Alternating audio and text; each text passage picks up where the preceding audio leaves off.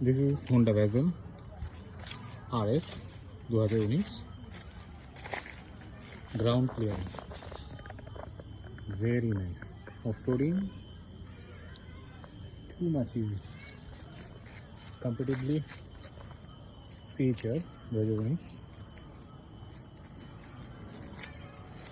17 model এটাতে এসে registration ground clearance একদমই নিচু।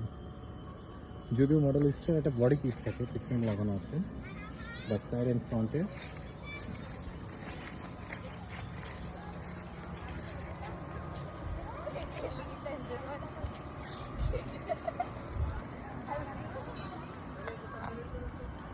যদি লুকটেটিভের কথা চিন্তা করি, যদি সিঙ্গেল সেলফ ইউজিংয়ে রাইডিংয়ের কথা চিন্তা করি, স্পোর্টস ফিলিংয়ের কথা চিন্তা করি, দেন একটু বেটার সাসপেনশনের কথা চিন্তা করি, সেক্ষেত্রে সিএচআর ইজ বেস্ট।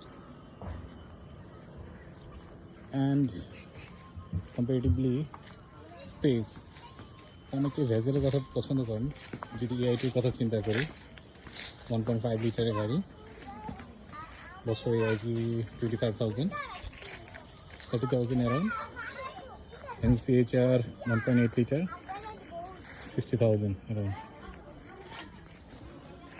পেছনে স্পেস দরকার, অনেকে পেছনে বসলে সাফোকেশন ফিল করেন, সেক্ষেত্রে Honda Vezel is right choice there. তবে হোন্ডা ভেজেলের সাসপেনশন তুলনামূলক একটু স্টিভ, ভালোই ঝাঁকি লাগে, সেই তুলনায় সিএচআর কিন্তু অনেক soft suspension, better suspension, and ক্রুজিংয়ে সেলফ ইউজিংয়ের জন্য both are very nice, but price is comparatively similar.